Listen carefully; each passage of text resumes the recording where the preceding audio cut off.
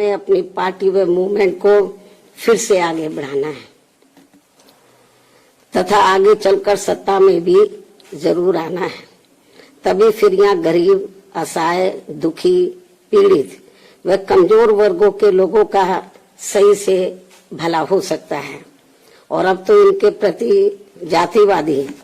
मानसिकता रखने वाली पार्टियों के साथ साथ जातिवादी मीडिया भी, जिसमें सोशल मीडिया भी शामिल है, ये भी नहीं चाहता है कि यहाँ के खासकर गरीब, दबे कुचले, गरीब व लाचार लोग बाबा साहब की मूवमेंट के मुताबिक चलकर सत्ता की मास्टर चाबी खुद अपने हाथों में है और उसके लिए वे किसी भी हद तक गिरकर अपना गंदा व घिनौना आदि खेल खेलते रहते हैं। इसलिए यूपी का वर्तमान चुनाव परिणाम बीएसपी के करोड़ों लोगों की रात दिन की कड़ी तन मन धन की मेहनत का ये वाजिब फल कतई नहीं है। फिर भी बाबा साहब के अनुयायी पार्टी होने के नाते इस पार्टी के लोगों को अपनी हिम्मत कतई नहीं हारना है, बल्कि पत्थर काट कर रास्ता बनाने का अपना प्रयास व संघर्ष हर हाल में आजीवन जारी रखना है। जबकि ऐसे खराब राजनीतिक हालात बीजेपी ने भी देखे हैं, जब आजादी के बाद से काफी लंबे समय तक देश में राज करने का मौका यहाँ की जनता ने इनको नहीं दिया था, बल्कि यूपी में भी सन 2017 से पहले भाजपा की स्थिति यहाँ कोई खास अच्छी नहीं थी। और अब इसी प्रकार कांग्रेस पार्टी भी लगभग उसी हालत से गुजर रही है जिस खराब हालत से पहले भाजपा गुजर चुकी है। इसलिए कल आए चुनाव परिणाम आगे के लिए सबक, जिसके परिप्रेक्ष्य में यहाँ मैं ये कहना जरूरी समझती हूँ कि चुनाव में पूरे यूपी से मिले फीडबैक के मुताबिक जातिवादी मीडिया अपनी अनवरत गंदी साजिशों प्रायोजित मैनेज किया हुआ सर्वे आदि कार्यक्रमों एवं लगातार नेगेटिव प्रचार के माध्यम से खासकर मुस्लिम समाज व भाजपा विरोधी हिंदू समाज के लोगों को भी गुमराह करने में ये प्रचारित करके काफी हद तक सफल साबित हुआ है कि बीएसपी भाजपा की बी टीम है तथा ये पार्टी सपा के मुकाबले में कम मजबूती से चुनाव लड़ रही है। ये खूब इन्होंने प्रचार किया, जबकि सच्चाई इसके विपरीत है, बिल्कुल उलट है। क्योंकि भाजपा से बसपा की लड़ाई राजनीतिक के साथ साथ सिद्धांतिक व चुनावी भी थी, लेकिन मीडिया द्वारा इस प्रकार के लगातार दुष्प्रचार आदि किए जाने के कारण भाजपा के अति आक्रामक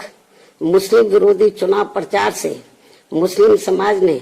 एक तरफा तौर पर सपा को ही अपना वोट दे दिया तथा इससे फिर बाकी भाजपा विरोधी हिंदू लोग भी बसपा में नहीं आए। और यदि ये सभी लोग इससे ये स्पष्ट है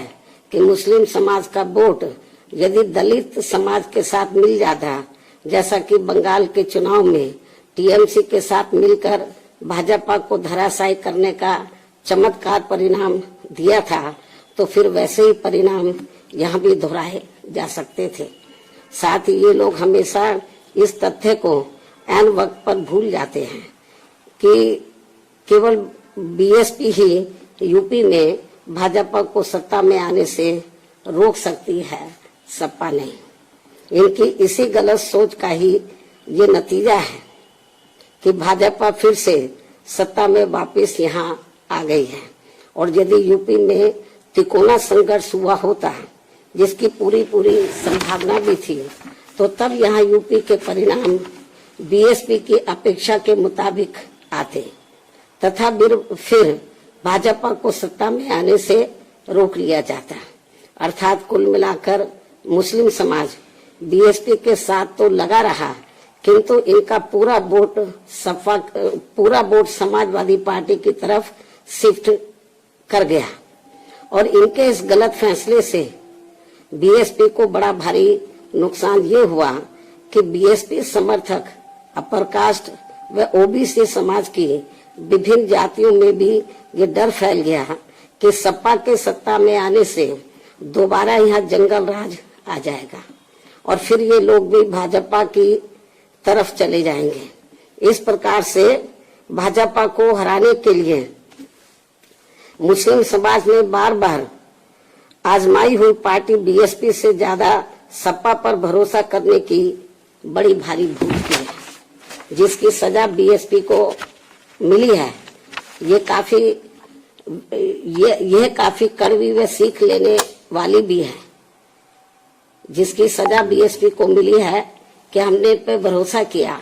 जिसकी सजा बीएसपी को मिली है वह काफी कड़वी व सीख लेने वाली भी है। इसलिए इस कड़े अनुभव को खास ध्यान में रखकर ही अब बीएसपी आगे अपनी रणनीति में बदलाव जरूर लाएगी। लेकिन ऐसे हालातों में भी बीएसपी मूवमेंट के हित में संतोष की बात ये रही है कि दलितों में से खासकर मेरे खुद के अपने समाज का वोट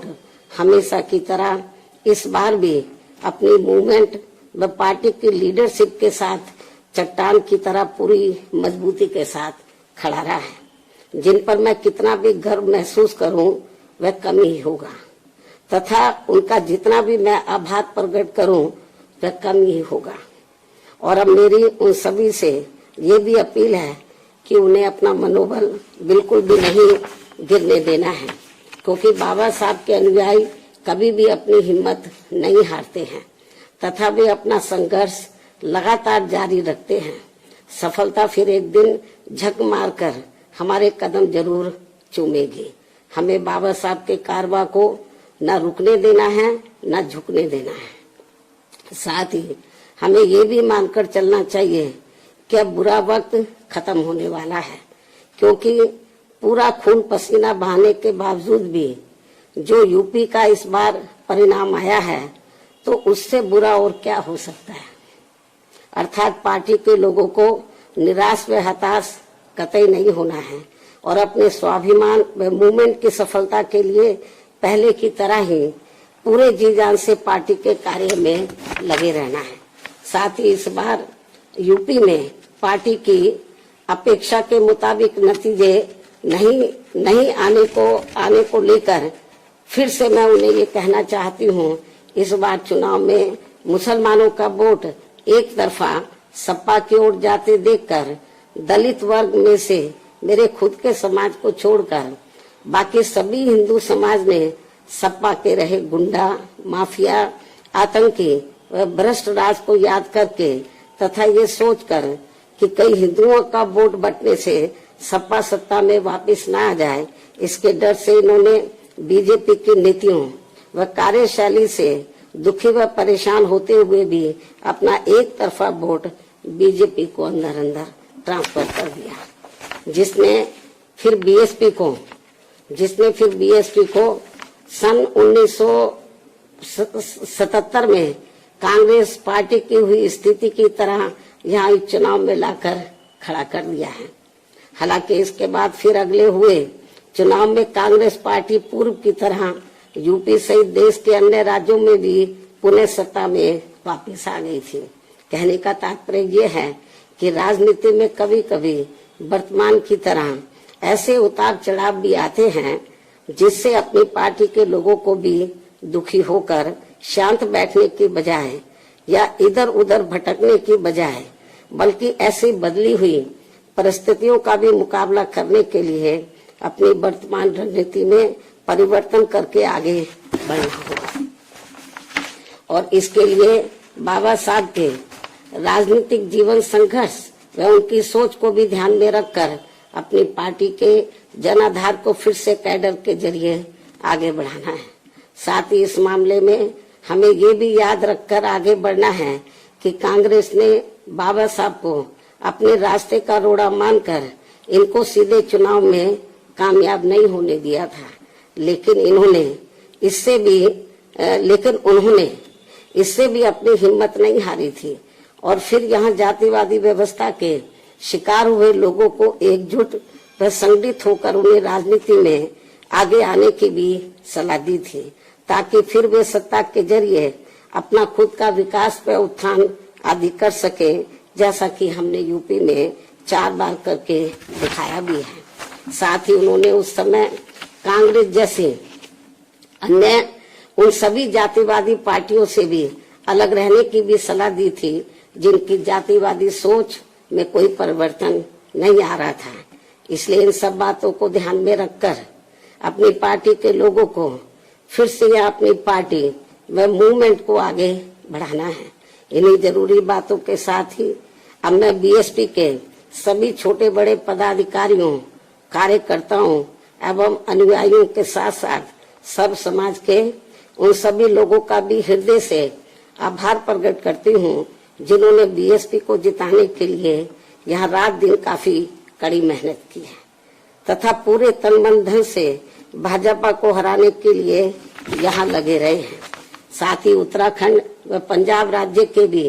पार्टी के अपने सभी छोटे बड़े पदाधिकारियों, कार्यकर्ताओं एवं अनुयायियों का भी मैं पूरे तय दिल से आभार प्रकट करती हूँ, जिन्होंने वहाँ पार्टी को कामयाब बनाने के लिए अपनी पूरी कोशिश की है। हालांकि इन राज्यों में भी हमें उम्मीद के मुताबिक सही सफलता नहीं मिली है, जिसका पार्टी को काफी दुख व चिंता भी है। वहाँ भी हम लोग वर्तमान जो राजनीतिक हालात चल रहे हैं, तो उसको ध्यान में रखकर हम लोग आगे की रणनीति बनाकर अपनी पार्टी और मूवमेंट को आगे बढ़ाएंगे। और अब मैं इन्हीं जरूरी बातों के साथ ही अब मैं अपनी बात यही समाप्त करती हूँ। धन्यवाद। जय भीम व जय भारत। अगर आपने अभी तक हमारा चैनल सब्सक्राइब नहीं किया है तो सब्सक्राइब करें और घंटी का बटन बिल्कुल भी दबाना ना भूलें, ताकि सभी लेटेस्ट खबरें पहुंच सकें आप पे सबसे पहले।